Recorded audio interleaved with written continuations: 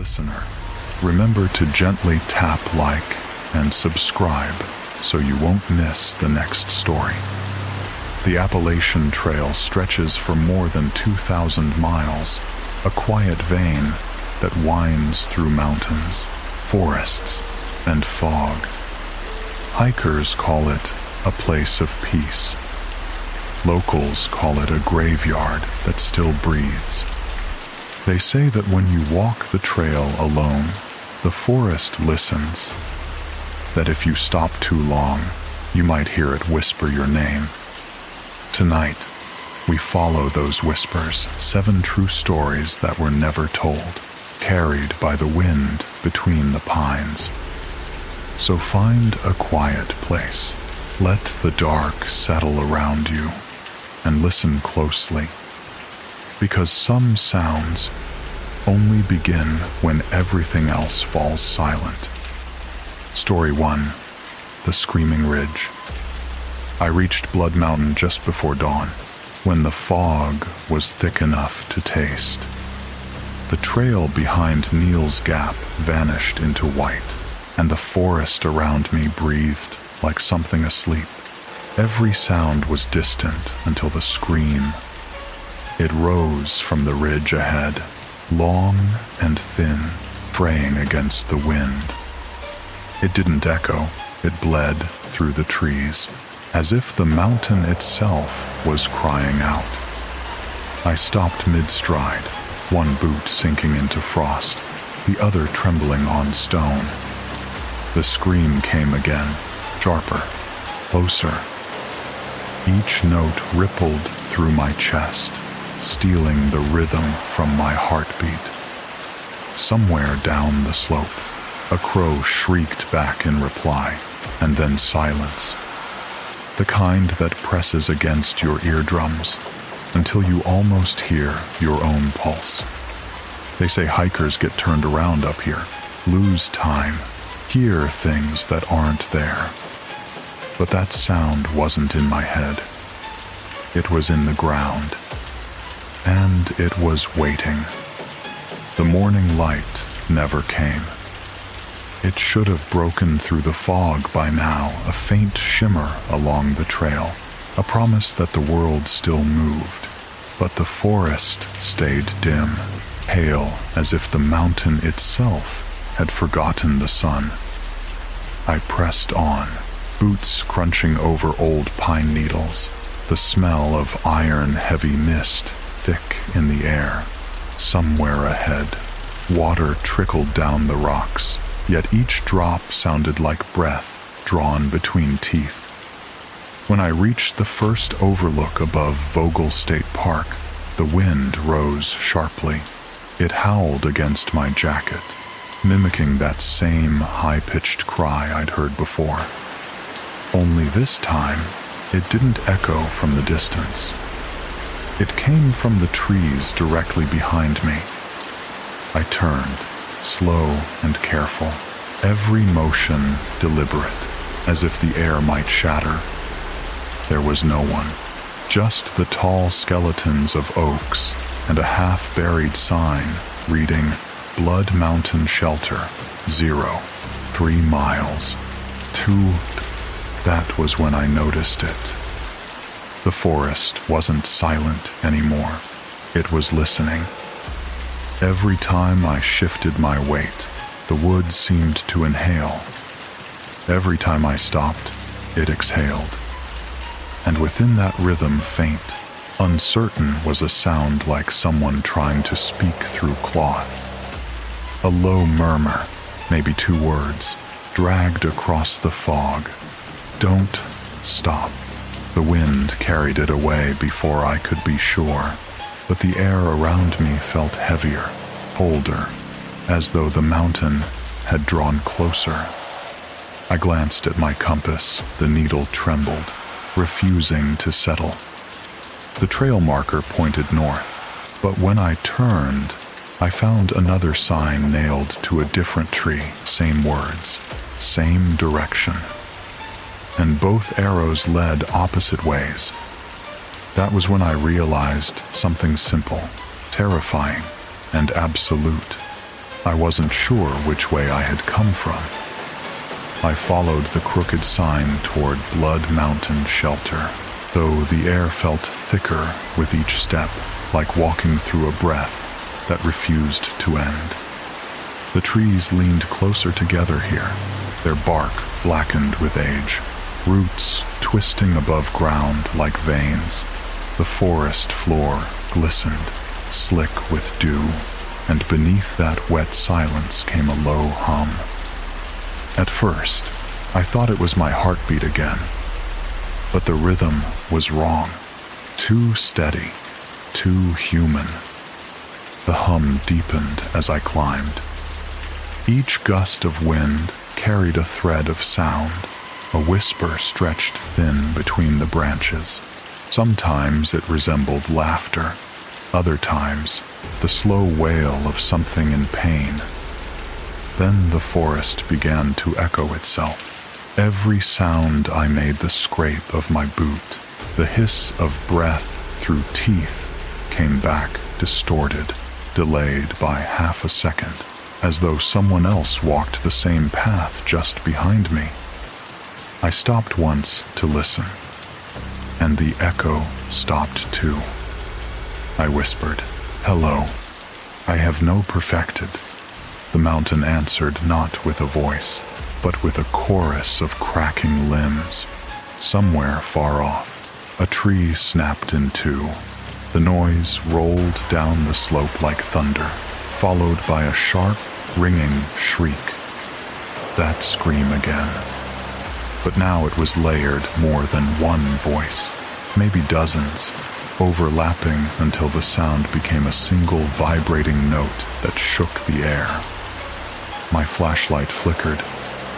The beam struck the fog, and for a moment I saw movement, a figure, or the suggestion of one, half turned, half swallowed by the mist. It moved the way a reflection moves when you blink gone before thought can form. The closer I came to the shelter, the louder the mountain grew. No longer a scream, but a rhythm. Inhale, exhale, cry. The sound followed no pattern, yet it matched the rise and fall of my steps. When I quickened my pace, so did it. When I stopped, the forest held its breath. At the edge of the clearing stood the shelter, 3 walls of weathered wood, roof sagging under years of snow. A fire ring lay cold in front of it, scattered with ash and something darker beneath. As I stepped inside, a gust of wind slammed against the back wall, sending dust into my eyes. And through the howl came a new noise, something hollow and soft, like fabric brushing over stone. It was the same hum as before, but now it carried words. They didn't sound spoken. They sounded remembered. Still here, and salve, still screaming, still you, wait. The air grew sharp with the smell of iron. I turned, ready to run, but the forest outside had vanished into solid white. Every direction was the same, and somewhere inside that blinding mist, something was breathing in perfect rhythm with me. The shelter groaned when I stepped further, an old wood shifting under my weight, timbers sighing like bones settling after a long winter. A single carving stretched across the back wall, deep clawed letters, barely visible through grime and lichen. It said, "Breathe when I breathe." Well, at first, I thought it was a hiker's joke. But then I noticed the dust perfectly still. No breeze, no motion. Yet I could hear the forest outside moving. The hum began again.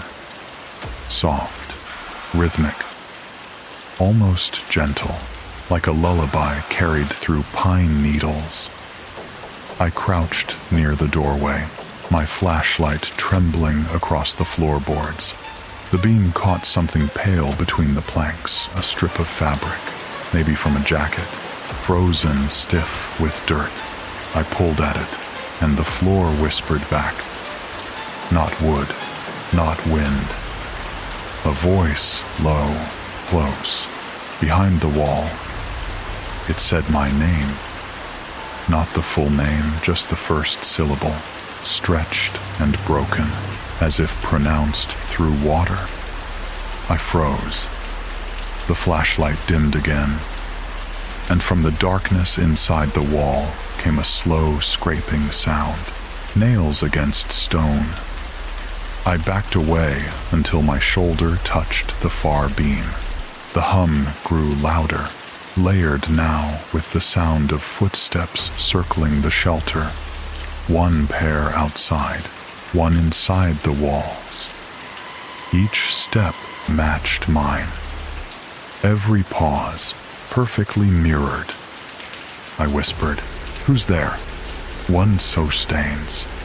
The answer came instantly, identical in tone, as though my own voice had been recorded and played back half a second late. "Who's there?" "She's there incarned." My breath stuttered. I turned off the light, hoping the darkness would hide me, even though I already knew it could see without eyes. Something moved in the corner, a faint shimmer, like heat above asphalt. It leaned forward. The air bent around it, and then I heard it breathe. Slow, deep, in perfect sync with me. When I inhaled, it did too. When I stopped, it waited. Then it began to force the rhythm, drawing air faster, deeper, pulling mine along until I couldn't tell whose lungs were filling. Outside, the forest stirred. Wind poured through the trees, carrying the scream again, but softer now, almost pleading. It wasn't rage anymore. It was recognition. The carving behind me began to flake. Bits of damp wood fell away, exposing a second layer beneath the first words. I brushed off the dust with shaking hands. There was another line carved below. "Breathe until you remember. And suddenly, I did. The flash of a tent in the rain. Another hiker's voice shouting from the ridge. The same scream, echoing before dawn, not last night, but years ago. I had heard it before. I had followed it then, too. And the forest had given me back a voice that was no longer mine. The walls shuddered. The breathing stopped. For a heartbeat, everything was silent. Then, from behind the shelter, came the sound of someone standing up, slow, careful, deliberate, and taking a single step toward the door. When the footsteps stopped, I didn't move. I stayed in the dark shelter for what felt like hours, counting each inhale, afraid to hear it answered. But the woods had gone quiet again, unnaturally quiet, as if something vast had just finished watching me. When I finally stepped outside, the fog had thinned. The slope below Blood Mountain was silver with dew, and the sun, at last, bled through the tree line. I told myself it was over. Whatever I'd heard was wind, or memory, or the trail's way of speaking back to those who listened too long. The air was still sharp, but it carried no scream, only the faint hiss of Slaughter Creek nearby. I followed it downhill, desperate for the sound of running water, for anything alive and ordinary. Each step away from the shelter felt lighter, easier to believe. At Gerard Gap, I found the remnants of a campfire gray ash, a torn sleeping bag, a tin mug half buried in mud, Someone else had been here, maybe only days ago. Relief came quick, sudden as breath after drowning. I wasn't the only one on the mountain. I knelt to touch the ashes still cold, and noticed the ground beneath was scorched into a shape, round and deliberate, like a human outline pressed into the earth. But I told myself it was just fire damage. Old, harmless. The forest can make patterns out of anything if you stare long enough. The path ahead wound through pines heavy with rain. As I walked, the forest began to sound normal again. Birds calling from unseen branches, wind brushing the undergrowth. Each sound eased a muscle I hadn't realized was clenched. By the time I reached the trail marker for Slaughter Creek, the fear had almost faded. I stopped for water, crouching beside the stream. Cold droplets stung my fingers. My reflection rippled faintly beneath. That was when I saw it. A flash of red cloth beneath the surface, caught between rocks.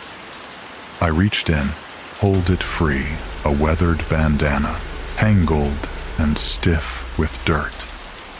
There were letters stitched into the corner, barely legible through grime. A name. My own. The fabric dripped between my fingers. I turned it over, certain I was mistaken. But there it was again, same thread, same pattern I'd sewn years ago onto my hiking gear. Except I hadn't brought it on this trip. I'd lost it long before on another hike, another dawn, another ridge. The forest grew quiet again. The water no longer sounded like water. It hissed, slow and steady, matching the rhythm of breath. My breath. I dropped the bandana. It floated downstream, spinning gently until it vanished behind the rocks. For a moment, I almost laughed. The air smelled of pine and rain. Nothing in sight moved but the leaves. Everything seemed calm, even merciful. Maybe I'd imagined the name. Maybe none of it mattered. But when I looked back up the slope, toward where the shelter should have been, the trail was gone. Not just hidden by fog, gone, as if the mountain had exhaled and erased it. And in that breathless silence, carried faintly through the trees, came a whisper so soft it could have been my own. You came back, trapped. The whisper followed me downhill. It moved the way light moves underwater, bending, breaking, never truly gone. Every time I thought I'd left it behind, it surfaced again, softer, closer, breathing through the spaces between sounds. I hurried along the Slaughter Creek trail, eyes fixed on the path, though it no longer felt like ground beneath me. Just layers of wet leaves and echoes. The forest had gone dim again, as though clouds had rolled backward across the sun. Somewhere, far behind, the ridge groaned. The air pressed against my lungs, thick and heavy, forcing each breath to sound louder than it should. I started counting my steps just to keep rhythm. 1, 2, 3, 4, but another voice whispered the numbers half a beat behind. When I stopped, it didn't. The trail forked near a fallen pine. One sign pointed east to Neal's Gap, another west toward Byron Reese trailhead. Both arrows looked freshly carved, same grain, same lettering, and both pointed into mist, so dense I could see only 3 paces ahead.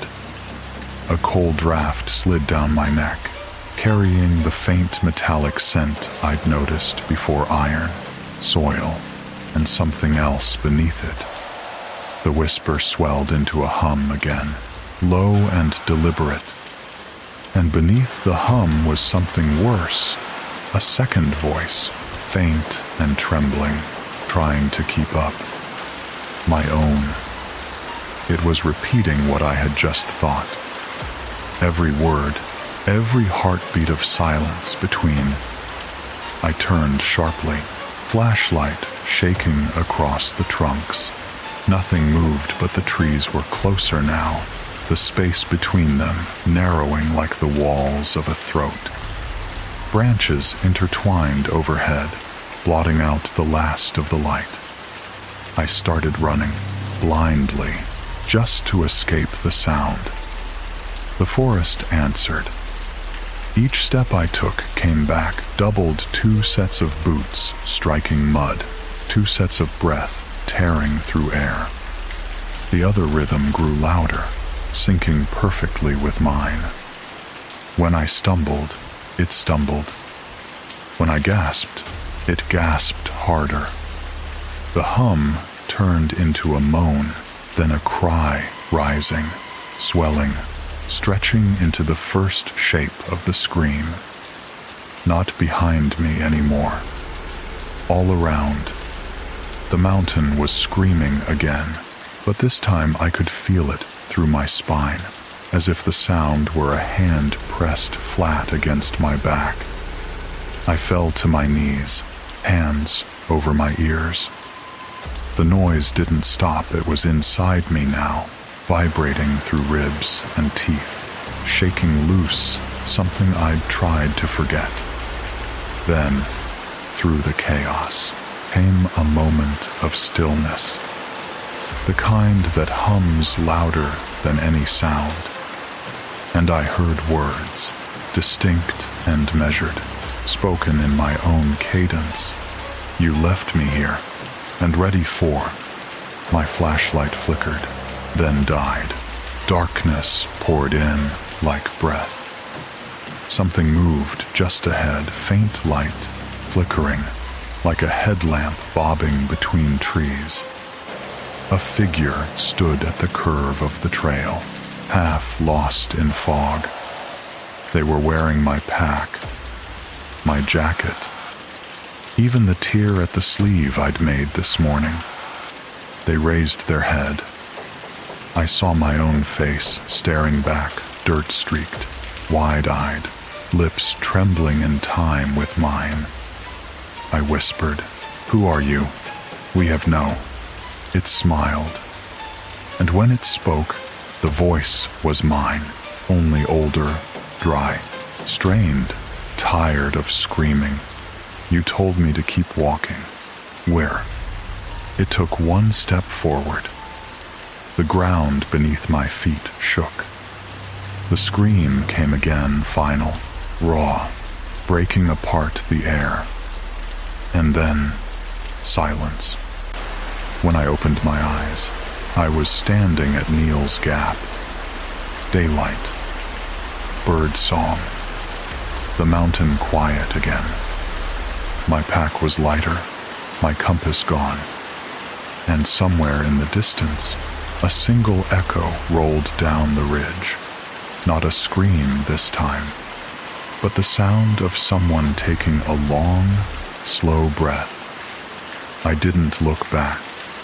I ran until the trees thinned, until the road cut through the wilderness and the trail vanished behind me.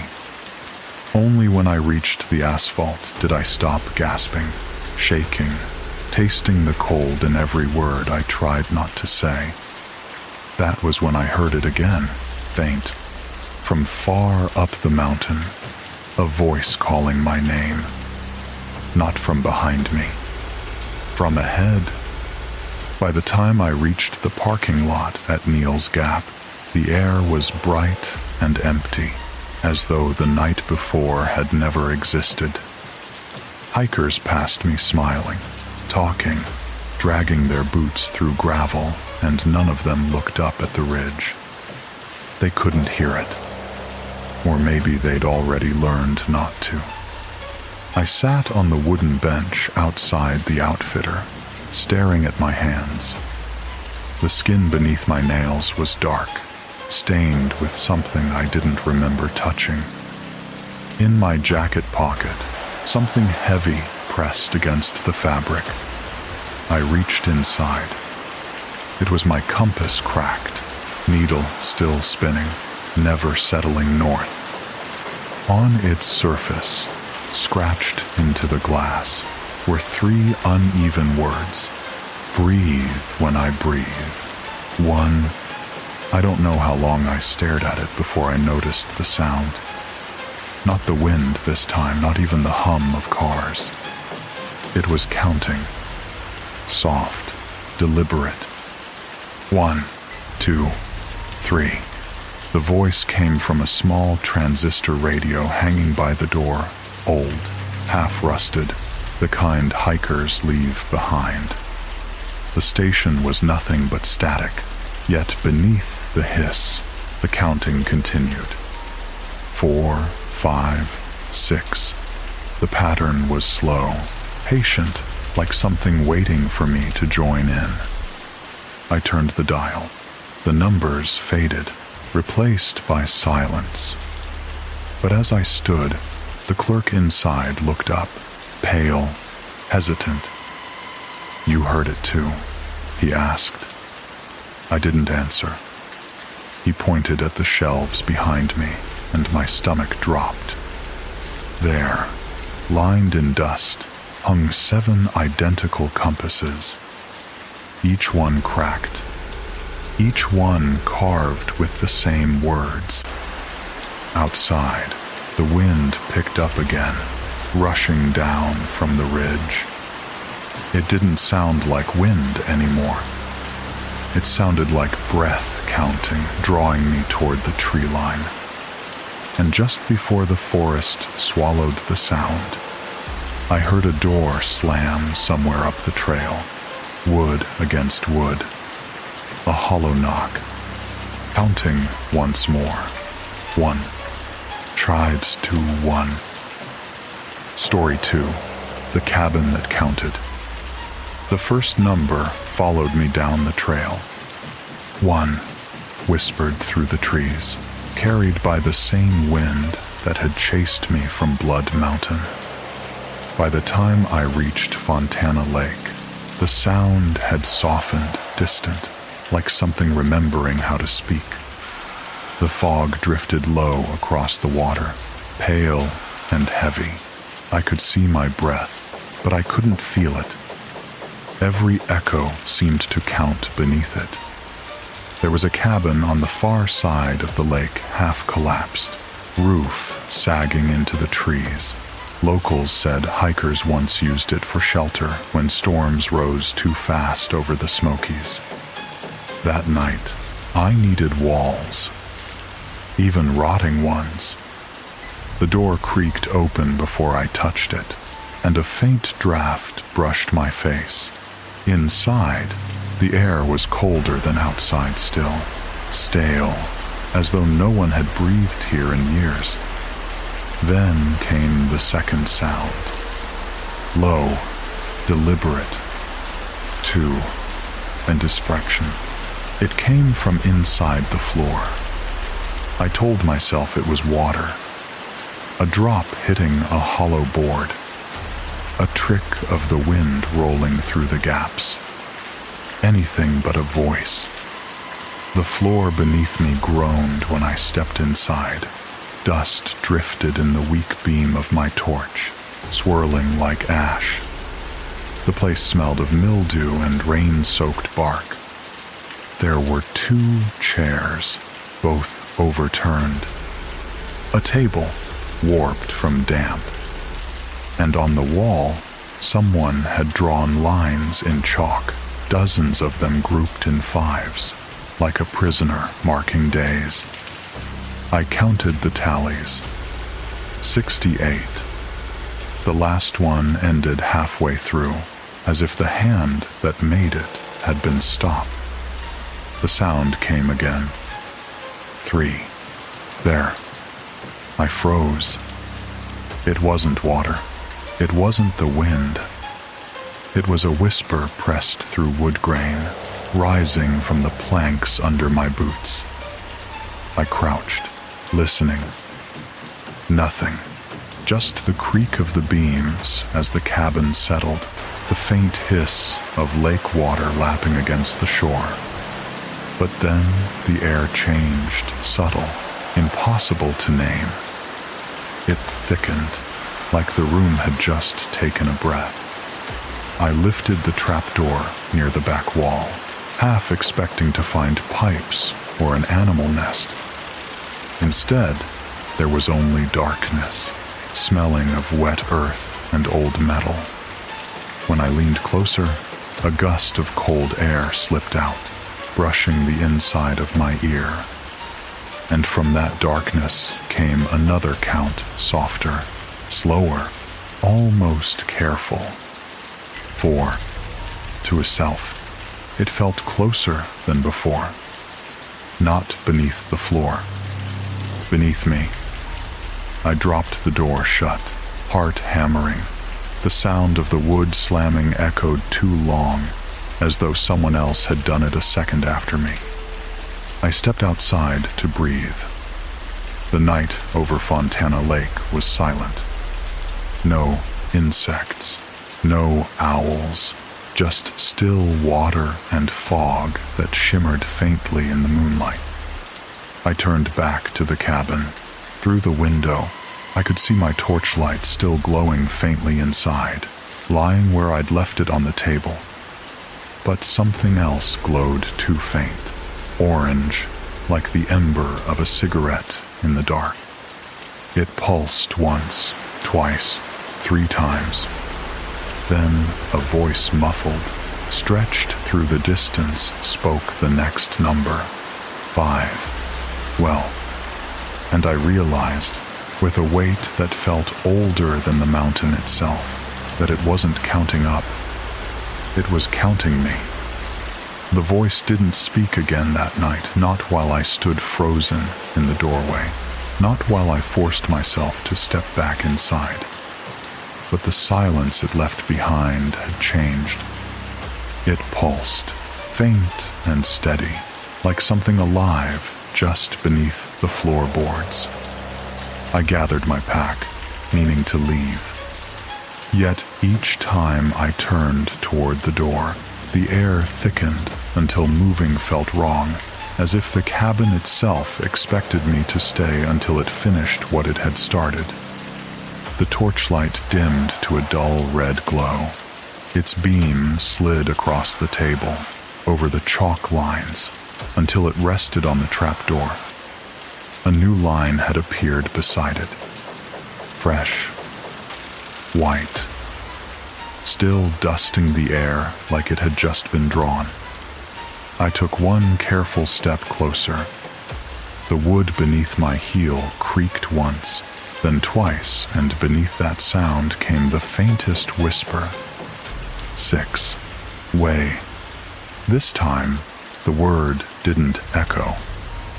It repeated. From the far corner of the cabin came another voice, identical in tone, whispering the same number a breath later. Then another from outside the window. Then another, closer. Each one layered perfectly, forming a rhythm like a heartbeat amplified through hollow wood. 6, 6, 6, 6. I covered my ears, but the sound only grew sharper, shifting from voice to vibration. The floor shook. Dust fell from the rafters, swirling in slow spirals. And beneath the pounding rhythm, I could hear something scraping upward from the crawl space below. I stumbled backward until my shoulder hit the door. The air smelled of metal again, not iron this time, but rust, old nails, something that had been buried too long. Outside, the lake began to move. The surface rippled, though there was no wind, each wave breaking with a hollow slap that matched the rhythm inside. The whole forest was counting now, the branches tapping, the water lapping, the walls knocking softly in time. I whispered, "Stop," just to hear my own voice. The sound stopped. Every noise vanished, like the world had drawn a single deep breath and held it. For a moment, I believed it had ended. Then, from the darkness below, came a voice unlike the others, not whispering this time, but exhaling. 7. Where? The trapdoor rattled once. Then again. On the third strike, the hinges snapped, and something beneath began to climb. I ran for the door, but it wouldn't open. The handle turned uselessly in my grip, slick with condensation. Through the window, the fog outside had thickened into a white wall. Behind me, the floorboards lifted. Fingers pale, earth-stained, pressed through the cracks, dragging across the wood, tracing shapes I couldn't see. Each fingertip left a smear, and each smear curved into a new tally on the wall. I didn't count them. I didn't need to. The rhythm was clear now. The cabin wasn't recording days or names. It was keeping score. The floorboards lifted once more, slow, steady, as if something beneath were pushing upward with measured care, not violence. The wood groaned, stretching, and then fell still. I stared at the gap near the trapdoor. Darkness seeped through it, thicker than the night outside, a kind of black that swallowed light instead of reflecting it. My breath fogged in front of me, pale and thin. Then came the next sound. Not the count. A knock. Once. Twice. 3 times. Each knock matched the rhythm of my pulse, precise, deliberate, patient. I stepped back until my heel hit the wall. The tallies beside me were trembling. The chalk dust fluttered like moths each time the floor quivered. And then the knocking stopped. Silence. But silence on this mountain is never empty. It hums. It waits. A single breath slid out from the crawl space, slow, heavy, too deep to belong to anything small. It was followed by the faintest scrape, like a hand dragging across the underside of the floor. The boards beneath me began to whisper. Not words, just the sound of wood flexing, expanding with moisture, exhaling air that had been trapped for too long. Yet through that noise, I heard something else, a breath that wasn't mine, sinking to my rhythm. In. Out. In. Out. When I stopped breathing, it stopped too. I whispered, "Who are you?" Aim. My own voice echoed from beneath the floor, lower, older, cracked with age. "Who are you?" Wust? It didn't mock me. It matched me perfectly. I dropped to my knees and leaned toward the trapdoor, pressing my ear against the boards. Cold bled through the wood, seeping into my skin. Something moved below a shift of weight, a soft drag like fabric brushing soil. Then the whisper came again, clearer this time, closer. 8. Well, the number lingered in the air long after it was spoken, humming through the beams, vibrating against my ribs. It wasn't counting upward anymore. It was counting inward. The boards swelled beneath my palms. When I lifted my hands, the outline of my fingers had been etched into the dust, 5 perfect marks, as if pressed from below. I stumbled back, searching for my torch, but the light had dimmed to a dying ember. Only the chalk tallies glowed faintly now, not white anymore, but a dull, pulsing red. And from behind the wall, near the door, came a sound like paper tearing, followed by the slow creak of wood bending open. A panel slid aside, revealing a narrow crawlway, low enough to force anyone inside to crawl. The air that escaped smelled of damp earth and iron. Something inside that dark hollow whispered my name, first syllable only, fractured and breathless. Then, 9, 8.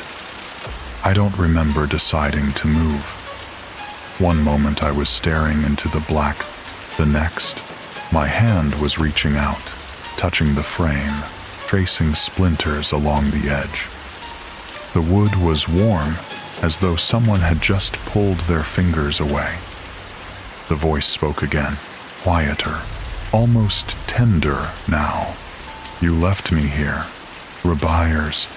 And before I could answer, the door behind me slammed shut, sealing the cabin in absolute dark.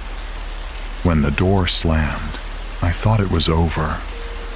Then came stillness thick, absolute. The kind that makes every sound you don't hear louder. I waited, counting heartbeats until I lost track. When I tried the handle again, it turned easily. The latch had never locked. It had only pretended to. The air outside was colder, the fog thinner. I could see the lake again, flat and silver, stars trembling on its surface. The forest whispered faintly the normal sounds this time. Crickets, the distant creak of branches. For the first time in hours, the world seemed to breathe on its own. I walked until the cabin disappeared behind the fog. Each step on the wet leaves felt like peeling away from a dream. When I finally reached the shore, I sat and watched the mist curl along the water's edge. The moon had come out, small and white, reflected perfectly in the lake. I told myself I'd imagined everything. The voice, the numbers, the handprints. It had to be exhaustion, or altitude, or fear that feeds itself until it becomes real. I even laughed softly to hear something human again. The sound scattered across the water, then faded. That was when I heard the door creak behind me. I turned, expecting to see the cabin, but the fog had erased it. Only trees, black and still. No cabin, no trail. Just the faint outline of footprints leading away from where I sat, my footprints, though I hadn't walked that far. They led to the water and stopped. The surface rippled once, then went still. In that silence, I noticed the reflection of the moon begin to change, bending, stretching, splitting into shapes that moved against the water's current. Then came a sound I'd missed without realizing it. A count. Faint, distant. 10. With herself, I stood, scanning the shoreline. Nothing. Only the woods. The number echoed again, this time behind me the same voice, the same tone, but softer, nearer to my ear. 11. Trast idis. The whisper was wrong. It wasn't coming from the lake or the forest. It came from inside the pack slung over my shoulder. My hands shook as I unzipped it. Inside were the usual things: flashlight, map, folded jacket, but at the bottom lay something I didn't remember packing. A small notebook, leather-bound, wet around the edges. The cover bore no name, only a faint scratch mark, 5 tallies crossed by a diagonal line. When I opened it, the first page was blank. The second page wasn't. It was filled with lines, hundreds of them, each numbered in careful handwriting. And the last entry, freshly written in ink that hadn't dried, read, 12. The one who listens. Well, I dropped the book. It fell open in the dirt, and the pages flipped themselves in the wind, faster, faster, until they stopped on a page near the end. There, written alone, were 3 words, the same ones carved into the cabin wall back at Blood Mountain. Breathe when I breathe, and of self. The forest fell quiet again. Then, from across the lake, carried thin through the fog, came a sound I thought I'd left behind forever. A single, deliberate knock, followed by another, and another. 3 knocks. Then silence. And then, faintly, like an exhale whispered through the pines. 13, and came. The notebook lay open beside me, its pages fluttering in a wind I couldn't feel. The last number still glistened wet on the paper, 13. When I blinked, the ink bled through, spreading into the grain like veins, drawing shapes I couldn't read. I wanted to leave, to run, to pretend there was still a path back to the world beyond this lake. But the woods around Fontana had changed. The trees looked taller now, closer together. The air thicker. Every sound I made came back slower than it should have, repeating half a second late, like something was following just behind, mimicking each movement. I started walking along the shoreline, keeping the water to my left. The mist followed. With every few steps, the counting resumed faint, almost polite. 14. Cayman. It came from the woods this time. The pause before the next one stretched long enough for me to hope it was over. Then, 15. Dresser. The voice was closer, lower, as though whispered through hollow wood. I turned and saw nothing but trees. My boots hit the first stones of the trail that wound toward Cable Gap. I remembered reading about an old shelter there, long abandoned, half collapsed after a storm years ago. If I could reach it before dawn, maybe I'd find people. But the path didn't climb. It looped. No matter how far I walked, the same fallen pine kept reappearing ahead of me, the same split trunk, the same spray of moss across its bark. Each time I passed it, another number followed. 16, 17, 18. I started running. The sound kept pace, steady, unhurried, patient. By the time I reached the clearing where the cabin should have been, I realized the trees had pulled away. It was there again. The door stood open. Light flickered inside, the same dull red glow I'd seen before.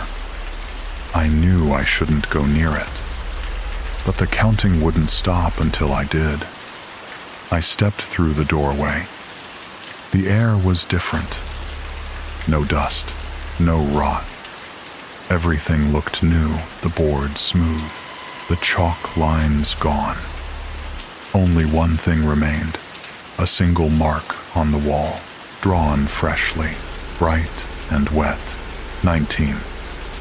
The whisper came from every corner now. Not one voice, but many, merging, overlapping, some high, some deep, all keeping time. Their breath filled the room, the rhythm perfect, the tone hollow. I shouted, "What do you want?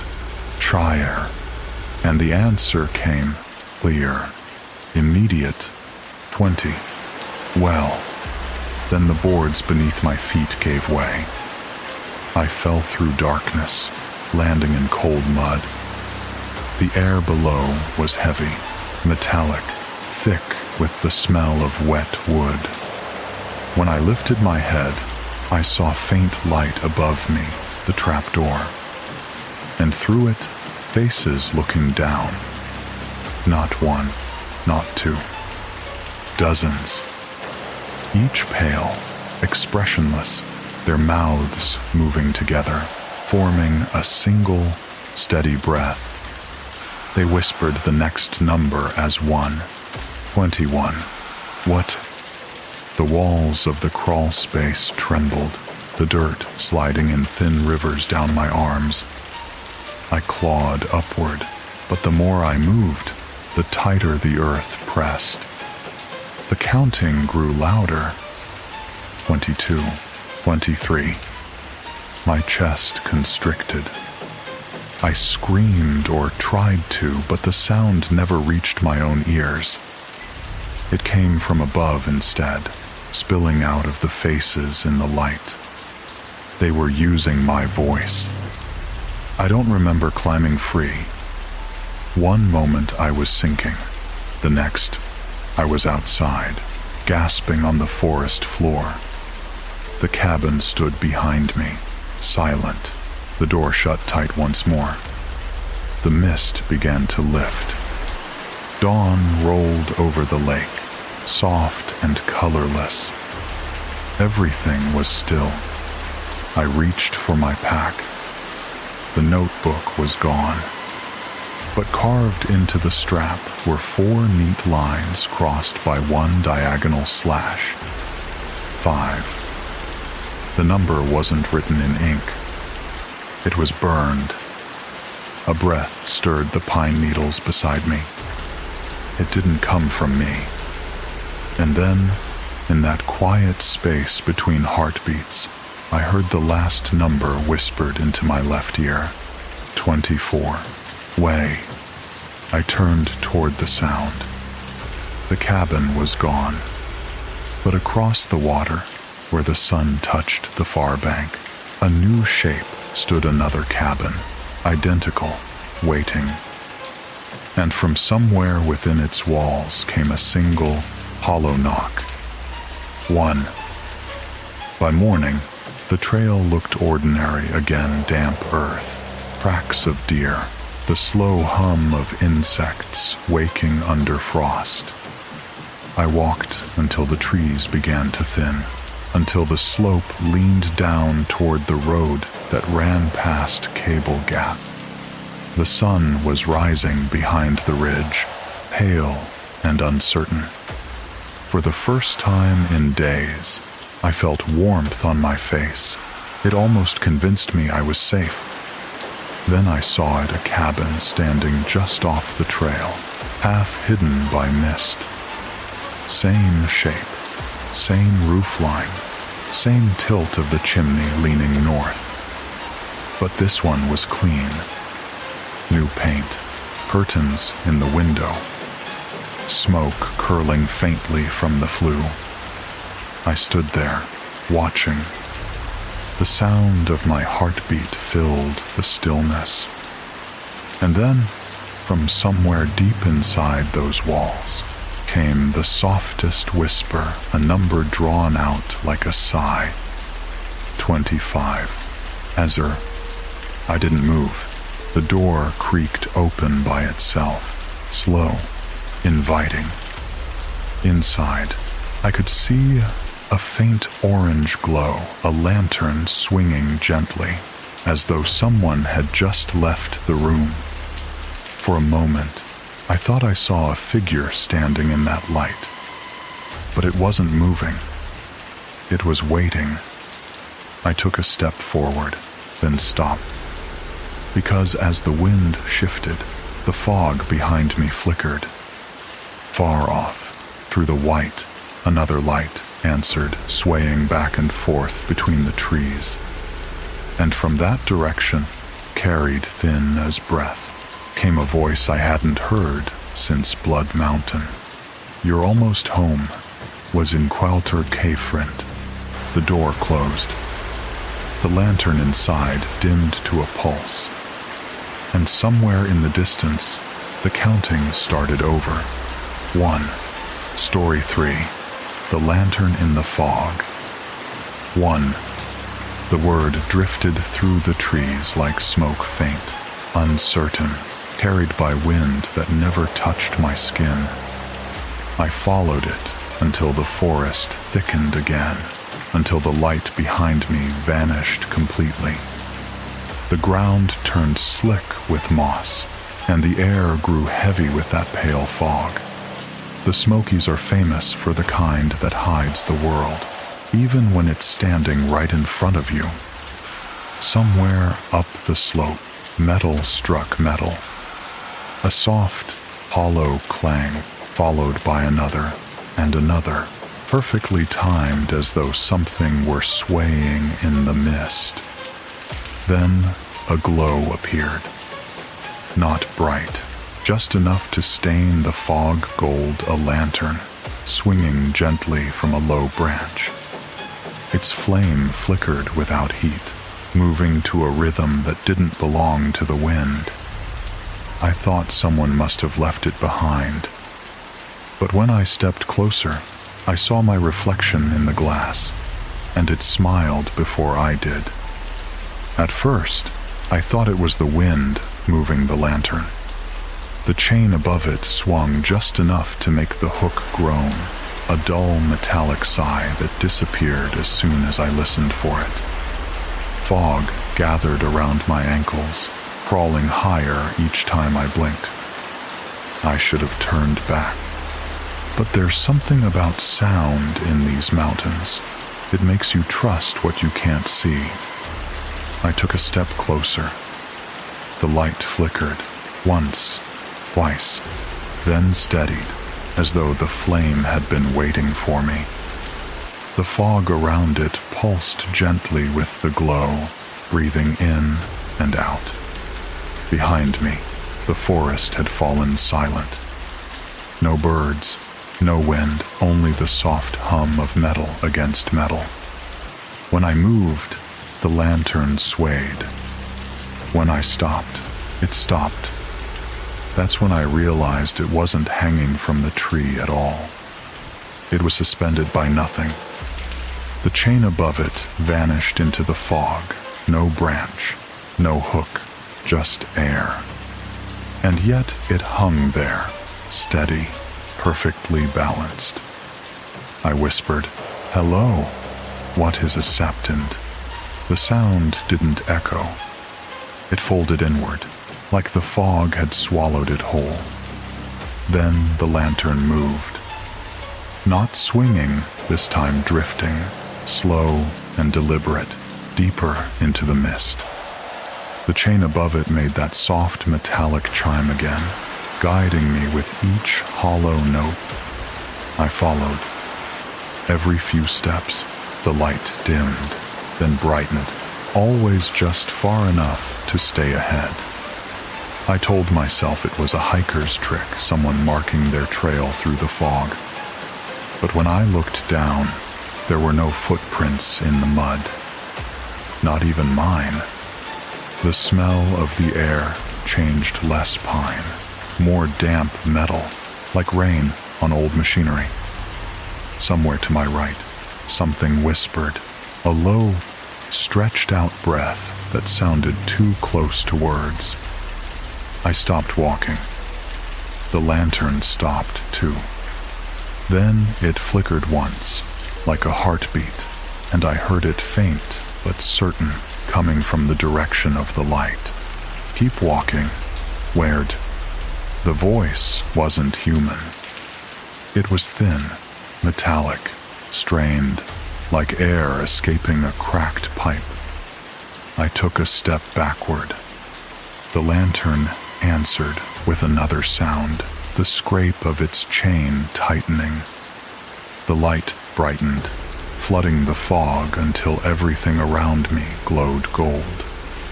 And in that blinding glow, I thought I saw shapes moving, dozens of them, pale and still, each carrying a lantern of their own, all swaying to the same rhythm.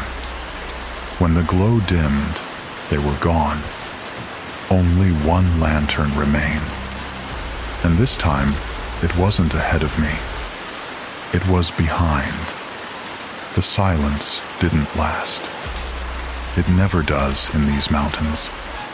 When I turned, the second lantern was already swaying, a slow, deliberate rhythm that didn't match the wind. Its glow barely reached me, a dull pulse that made the fog shimmer like breathing glass. Then came the sound. Not the chain this time, but something lighter, a thin metallic tapping, like fingernails brushing against the lantern's frame. Once, twice, then again, faster. I took a step back, and the tapping matched me perfectly, one for each heartbeat. The other lantern, the one ahead, flickered in response, as if echoing the sound. Two lights now, one before me, one behind, blinking in alternate rhythm. Tap, breathe, tap, breathe. It was a pattern, and the air began to hum with it. The fog thickened until the forest vanished. The world became nothing but gold, light, and shadow. Every breath came out, visible threads of silver twisting upward before fading into the mist. And then the tapping changed. It wasn't random anymore. It had cadence, meaning. 3 taps, a pause. 3 more. Then one long, dragging scrape of metal as if the lanterns were trying to speak. The sound rose higher, sharper. The air vibrated around me, filled with whispers that weren't quite voices. Somewhere inside the fog, others began to answer faint chimes, countless, surrounding me from every direction. Lanterns, hundreds of them. They swayed in rhythm, invisible but audible, their hooks and chains clinking softly in perfect time. Each one breathed, exhaling the same faint metallic sigh, a collective heartbeat suspended in air. I whispered, "Stop," but my voice came back, broken, stretched, hollow. And through that warped echo, a dozen others repeated after me. "Stop, stop, stop." The light flared. Dozens of shapes flickered in and out of the fog silhouettes, standing motionless, each holding a lantern before their chest. The glow from their lamps pulsed in unison with mine. Every flicker timed to a breath I hadn't taken yet. I realized then what the sound was counting. Not time, not steps, me. Each metallic ring was another heartbeat, another inhalation, another moment they let me keep. I started walking again, though I didn't know which way. The lanterns followed. Their light moved with me, drifting just far enough to keep me surrounded. The tapping grew louder, merging into one endless note, high and thin like air squeezed through glass. It hurt to breathe. I tried to close my eyes, But even then, I saw the glow burning behind my eyelids, hundreds of small, swaying lights, waiting. Every few seconds, the noise fell silent, and in that instant, between echoes, I could hear it, a voice, soft, calm, barely more than breath. "Don't let it go out. No, Zik." Then the sound returned, a wave of chimes, louder now, as though all the lanterns were swinging wildly in the fog. The air grew hot. Metal groaned. And somewhere behind me, something heavy crashed to the ground, the sound of glass shattering, flame snuffing out, and an entire mountain exhaling all at once. Then darkness. No fog, no sound, no breath, until one last lantern flickered to life, hanging inches from my face. Its glass was cracked, the flame inside trembling violently. Through that warped reflection, I saw my own mouth move, and in a voice I didn't recognize, I whispered to myself, "Don't let me go out." Ata's found. The lantern hovered before me, trembling in the fog. Its flame shivered but never died. I reached out, half expecting it to burn, but the glass was cold, colder than the air around it. When I touched it, the chain above chimed once. A sound like a single heartbeat cast into metal, and the world shifted. The forest faded. The fog deepened until all I could see were the outlines of light one, then two, then a dozen, each suspended in the dark, floating like fireflies that had forgotten how to move. In their glow, figures began to appear. They stood motionless, shoulders bent beneath invisible weight, faces turned away. Each held a lantern. Each flame burned the same dull gold. I took a step forward. The nearest figure lifted its head.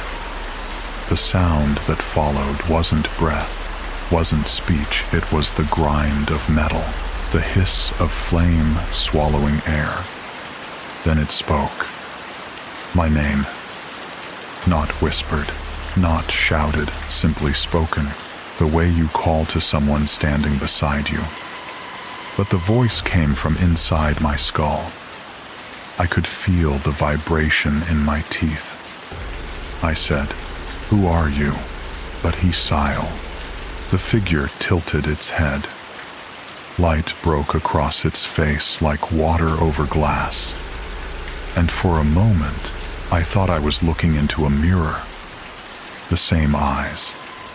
Same scar above the brow from when I slipped at Blood Mountain. Same dirt pressed into the corners of the mouth. It smiled my smile and lifted its lantern higher. The flame inside flickered, then split into two, then three, until there was no glass left between us. I stumbled back. The chain above me sang again, a long metallic note that seemed to stretch the world apart. The others began to move, slowly swaying, their lights pulsing in rhythm. Every time the flame brightened, I heard the same voice whisper through the air, "Keep walking."